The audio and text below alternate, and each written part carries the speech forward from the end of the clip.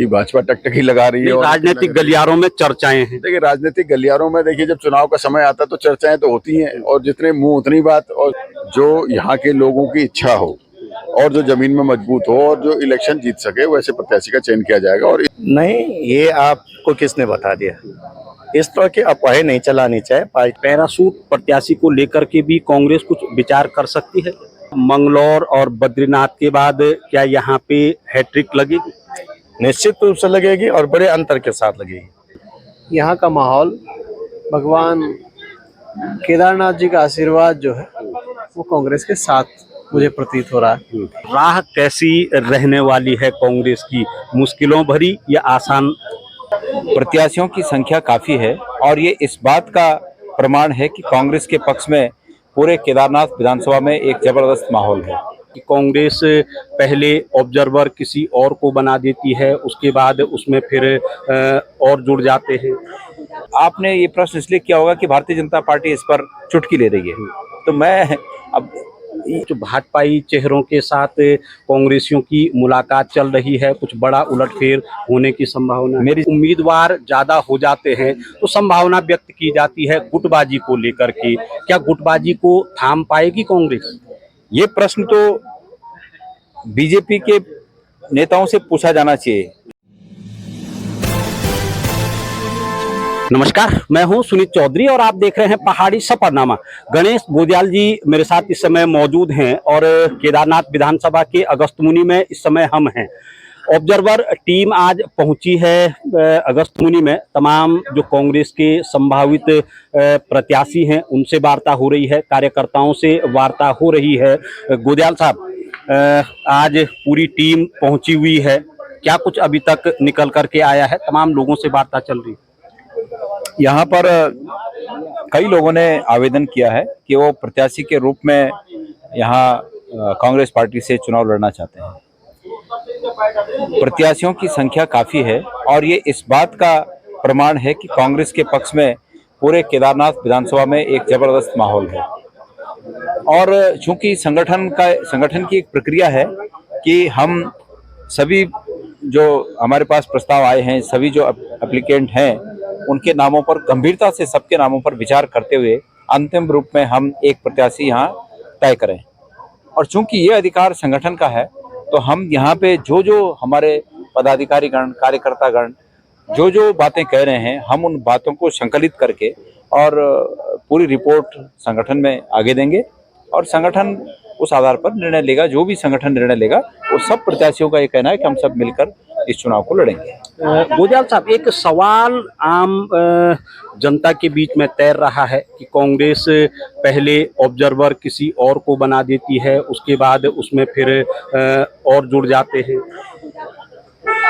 मंत्री प्रसाद नैथानी जी की निजी पारिवारिक कोई समस्या थी, जिसके कारण उन्होंने कहा कि समस्या भी ये थी कि उनकी पत्नी का स्वास्थ्य ठीक नहीं है। तो उन्होंने कहा कि मेरे पास समय कम है, इतना समय नहीं है कि मैं केदारनाथ में पूरे चुनाव भर के लिए समय दे सकूं। और पार्टी का ये मानना था कि जो भी ऑब्जर्वर बने वो अब से लेके और चुनाव की गणना तक उस विधानसभा क्षेत्र में मौजूद रहें।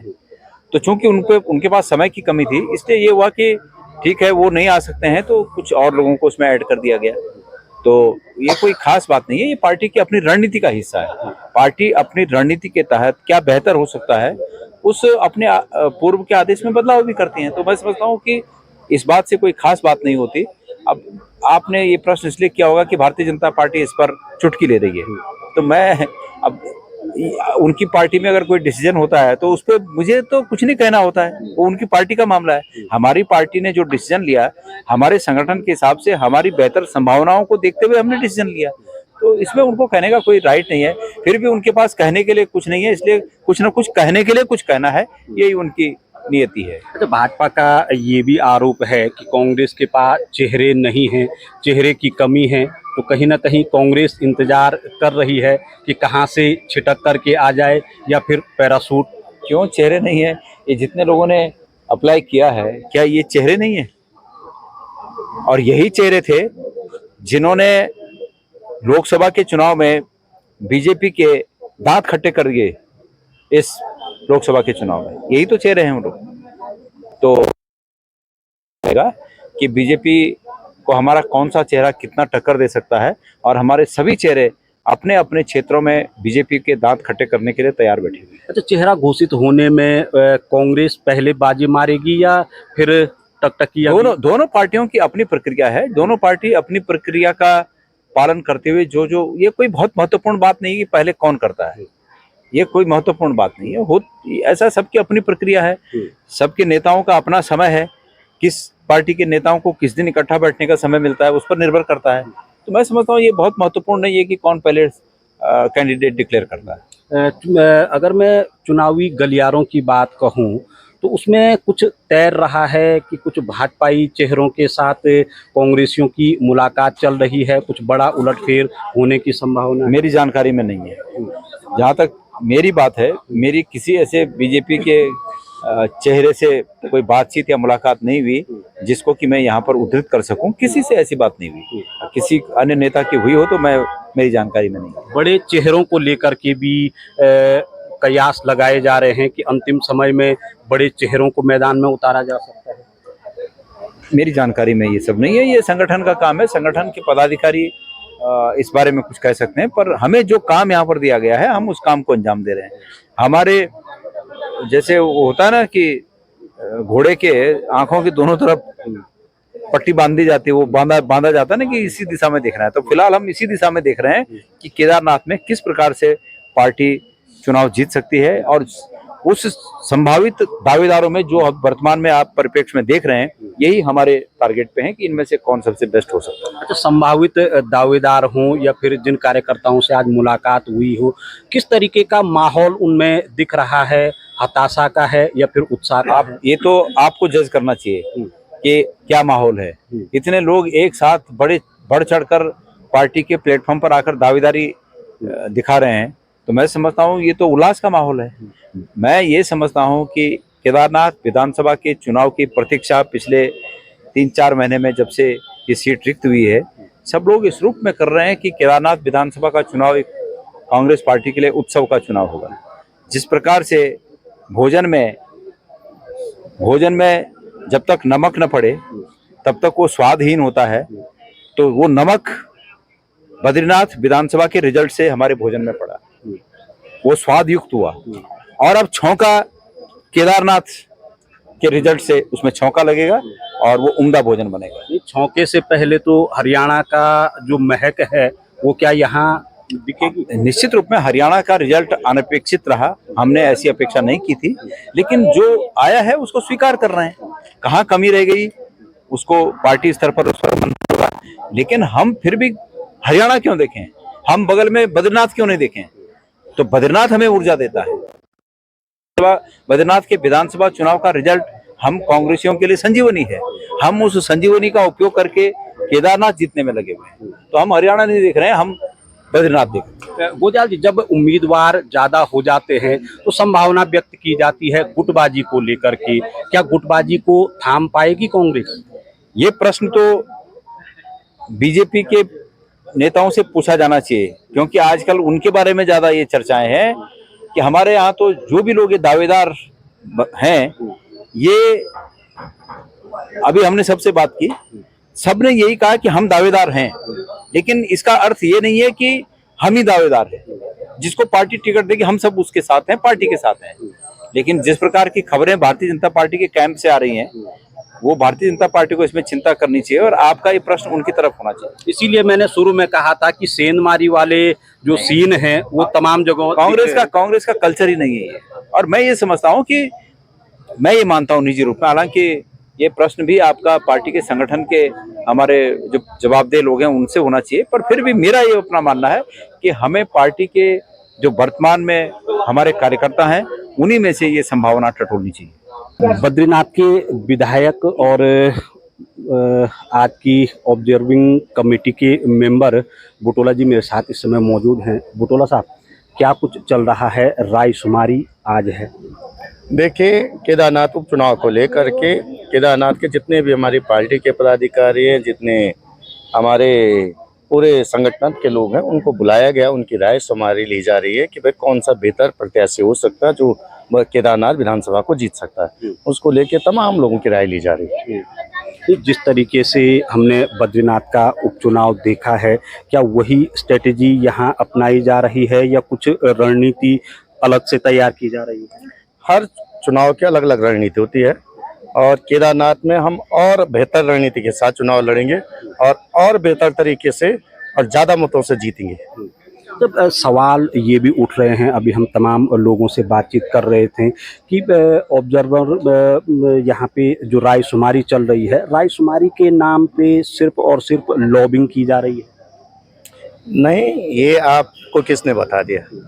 इस तरह की अफवाहें नहीं चलानी चाहिए। पार्टी में जितने दावेदार है बहुत योग्य दावेदार है, उनका बायोडाटा यदि आप देखेंगे तो बहुत सुयोग्य प्रत्याशी है, लेकिन क्योंकि पार्टी की बाध्यता होता है, एक विधानसभा एक ही व्यक्ति चुनाव लड़ सकता है, उनमें जो सबसे बेहतर, इसलिए तो हमने ये कार्यकर्ता बुलाए। कार्यकर्ताओं की कौन लॉबिंग कर रहा है? प्रत्येक ब्लॉक से व्यक्ति आया है, हमारे सेक्टर प्रभारी आए, हमारे बूथ के व्यक्ति आए, हमारे संगठन के लोग आए हैं, उन लोगों की राय लिखी जा रही। उनकी राय की सर्वसहमति से जिसका भी नाम तय किया जाएगा उस व्यक्ति को चुनाव लड़ाया जाएगा। हम केवल और केवल यहाँ के जो हमारे पार्टी के संगठन के लोग हैं, कार्यकर्ता हैं, उनकी मनोभावना को जानने आए हैं और उनकी जो वो चाहते हैं उनके अनुरूप टिकट हम पार्टी को भेजेंगे। बाकी काम हाईकमान ने करना है। पैराशूट प्रत्याशी को लेकर के भी कांग्रेस कुछ विचार कर सकती है? आपने जिन चीज़ों को लेके बातें कही हैं, मैं आपसे एक बात कह रहा हूँ कि मैंने पुनः कहा कि ये सब हमारे पार्टी कार्यकर्ताओं के हाथ में है। जो केदारनाथ की जनता चाहेगी, जो केदारनाथ के लोग चाहेंगे और केदारनाथ के कांग्रेस के कार्यकर्ता चाहेंगे, वही किया जाएगा। मतलब पार्टी की लीक से हट करके हाईकमान कोई भी निर्णय नहीं लेगा? मैंने आपसे कहा हाईकमान पार्टी की मनोभावना और पार्टी की जो इच्छा है यहाँ के कार्यकर्ताओं की इच्छा, उससे हट के कोई फैसला नहीं लेगी। अच्छा बुटोला जी, मेरा अंतिम सवाल आपसे है, कार्यकर्ताओं की भी आप लोगों से मुलाकात हो रही है, जो संभावित उम्मीदवार हो सकते हैं उनकी आपसे मुलाकात हो रही है, किस तरीके का माहौल अभी दिख रहा है? आप देख लीजिए, यदि कांग्रेस पार्टी में 13 लोगों ने दावेदारी की है तो इसका मतलब है कि लोग जानते हैं कि कांग्रेस बड़े अंतर से जीत रही है और लोगों में उत्साह है कांग्रेस को जिताने के लिए, इसलिए तो कार्यकर्ताओं में उत्साह है। और तमाम लोग देखो, आपने सैकड़ों लोग आ रखे हैं और मैं चाहता हूं कि कांग्रेस का ये जो भरोसा कांग्रेस के कार्यकर्ताओं पे जनता का है ये बना रहेगा और हम बड़े अंतर के साथ केदारनाथ विधानसभा को जीतेंगे। मतलब मंगलौर और बद्रीनाथ के बाद क्या यहाँ पे हैट्रिक लगेगी? निश्चित रूप से लगेगी और बड़े अंतर के साथ लगेगी। जाति जी जो कि झबरेड़ा से विधायक हैं और ऑब्जर्वर जो टीम है उसके मेंबर हैं केदारनाथ विधानसभा उपचुनाव में। जाति साहब, कैसा लग रहा है माहौल? माहौल मुझसे पूर्व जो हमारे साथी माननीय विधायक हैं उनसे भी आपकी बात हुई और हम लोग माहौल को जितना भी पढ़ पाए, यहाँ का माहौल भगवान केदारनाथ जी का आशीर्वाद जो है वो कांग्रेस के साथ मुझे प्रतीत हो रहा है और उम्मीद है कि भगवान केदारनाथ जी की कृपा से हम लोग बहुत अच्छी स्थिति में यहाँ पर हैं।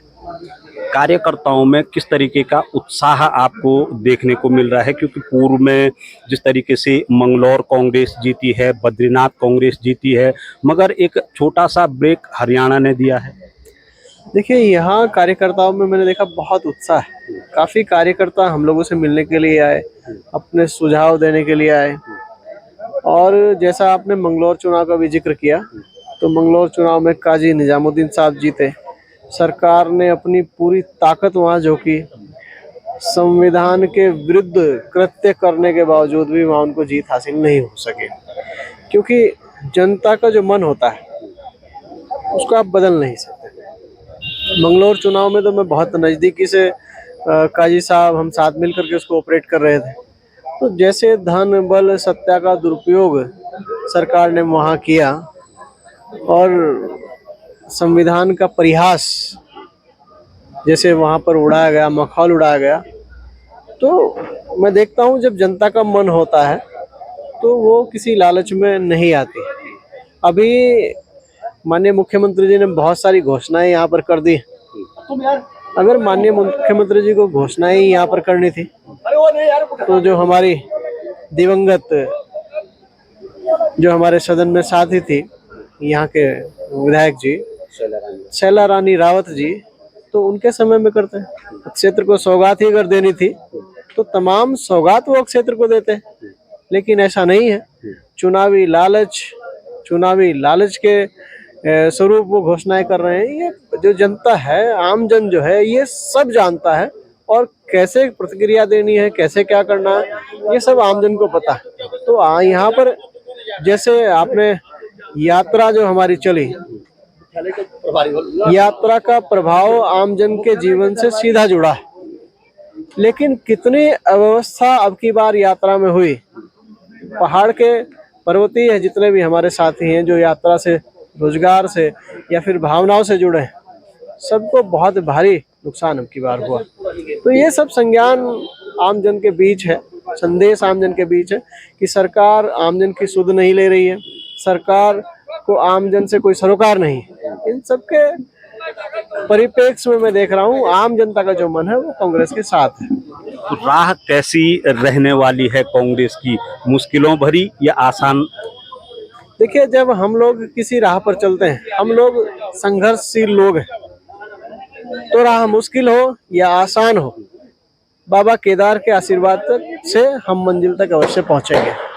कापड़ी जी इस समय मेरे साथ हैं, उपनेता हैं विधानसभा में कांग्रेस के, और इस समय ऑब्जर्वर के तौर पे अगस्तमुनि में पहुंचे हैं। कापड़ी साहब, आज रायशुमारी चल रही है, क्या कुछ निकल करके आ रहा है? देखिए, अभी तो हम सबसे 1 to 1 मिल रहे हैं। हम लोग सुबह आए हैं, मैं हमारे साथ पूर्व अध्यक्ष गणेश गोदियाल जी हैं, हमारे झबेड़ा से विधायक वीरेंद्र जाति जी हैं और हमारे बद्रीनाथ के विधायक लखपत बुटला जी हैं। हम चारों लोग बैठे हैं। पहले हमने जनरल गैदरिंग करी और हमारा मोटो क्या है वो लोगों को समझाया, और उसके बाद हम एक एक करके और ग्रुप से, मतलब कुछ लोग जो ग्रुप में मिलना चाहते हैं उनसे, और जो सिंगल मिलना चाहते हैं उनसे बातचीत कर रहे हैं और उनसे यहाँ की क्या परिस्थितियां हैं पूछ रहे हैं, और कौन आदमी है जो चुनाव जीत सकता है, कौन मजबूत दावेदार है, पहले नंबर पे कौन सा है, दूसरे नंबर पे कौन क्या है, उनके नाम लिख रहे हैं और उसकी फिर हम एक रिपोर्ट तैयार करेंगे। तो अभी वो प्रक्रिया चल रही है और हम ये चाहते हैं कि पारदर्शिता से जो यहाँ के लोगों की इच्छा हो और जो जमीन में मजबूत हो और जो इलेक्शन जीत सके, वैसे प्रत्याशी का चयन किया जाएगा। और इसमें बिल्कुल हम वही रिपोर्ट बना के भेजेंगे जो यहाँ से हमें, यहाँ के कार्यकर्ताओं ने, यहाँ के हमारे कांग्रेस के नेताओं ने, पंचायत के लोग हैं जो यहाँ आए, उन्होंने बताया, उसी पे हम आगे को रिपोर्ट बना के देंगे। मतलब कह सकते हैं कि नब्ज टटोली जा रही है। अभी क्या लग रहा है, कार्यकर्ताओं में इलेक्शन को लेकर के उत्साह है या हरियाणा का असर यहाँ भी दिख रहा है? नहीं, कार्यकर्ताओं में उत्साह है और कार्यकर्ता के मन में ये बात है कि चुनाव कांग्रेस जीते। जो भी कार्यकर्ता एक राय बता रहा है तो फिर दूसरी भी बता रहा है, और कार्यकर्ता ये चाहता है कि सब एकजुट होकर, जो हमारे 12 प्रत्याशियों की यहाँ सूची हम दी है, सबको एकजुट भी किया जाए और सब इकट्ठा करके लड़ा जाए और केदारनाथ को जीता जाए। क्योंकि भारतीय जनता पार्टी की सरकार में चाहे 4 धाम यात्रा की बात हो, चाहे अन्य भर्तियों की बात हो, चाहे जनमानस की आम समस्या की बात हो, उन चीज़ों से लोग त्रस्त हैं। और इतनी बड़ी बात है कि भगवान केदार, जो कि आस्था के प्रतीक हैं, भगवान शिव का, जहाँ पूरी दुनिया के लोग केदारनाथ मंदिर को जो है कि पूजते हैं और केदारनाथ की आस्था है और बहुत दूर दूर से आते हैं, और उस मंदिर के व्यापार के लिए जो है कि बुराड़ी में, दिल्ली में जो है कि केदार धाम की स्थापना की जाती है कि भगवान भोलेनाथ के नाम पर व्यापार करने की तैयारी सरकार ने करी थी। तो उसका आक्रोश भी, जो केदारनाथ की हमारी प्राचीनता है, जो हमारी केदारनाथ की आस्था है, जो केदारनाथ की जो हमारी यहाँ मान्यता है, उसको भी कहीं छेड़छाड़ करने का काम भारतीय जनता पार्टी की सरकार ने किया है और हमने उसका पुरजोर विरोध किया। तो उसके बाद वो बैकफुट में आए, लेकिन उसके बावजूद भी अभी स्पष्ट नहीं दिखाई दे रहा है कि वो मंदिर निर्माण लगातार चल रहा है, वो समिति अभी जो है भंग नहीं हुई है, और मुख्यमंत्री यहाँ अलग बातें कर रहे हैं, सरकार अलग बात कर रही है, तो उसमें भी आक्रोश लोगों के अंदर है। कापड़ी जी, अगर मैं उपचुनाव में जो संभावित चेहरे हैं उनकी बात करूं तो सुनने में यहाँ तक भी आ रहा है कि कई भाजपाई भी टकटकी लगाए हुए हैं कांग्रेस की तरफ। देखिए, भाजपा क्या कर रही है इसका हमें तो नहीं पता कि भाजपा टकटकी लगा रही है। राजनीतिक गलियारों में चर्चाएं हैं। देखिए, राजनीतिक गलियारों में, देखिए, जब चुनाव का समय आता है तो चर्चाएं तो होती हैं, और जितने मुंह उतनी बात, और जितने लोगों को जो अपना कैलकुलेशन होता है वो सब सेट करते हैं और उस पर उनके लोग चर्चा करते हैं। तो ये तो आने वाले समय में सब स्पष्ट हो जाएगा। तो कांग्रेस 12 लोगों पे केंद्रित रहेगी या फिर पैरासूट या आइए और पाइए? देखिए, कांग्रेस यहाँ के क्षेत्रीय कांग्रेस के नेताओं, कांग्रेस के जनता और हमारे पंचायत के, नगर के, ब्लॉक के पदाधिकारी और पंचायत नगर के वर्तमान पूर्व जो सदस्यगण रहे हैं, जो चुनाव जीते हुए लोग हैं, उन सब का जो निर्णय होगा उस पर रहेगा।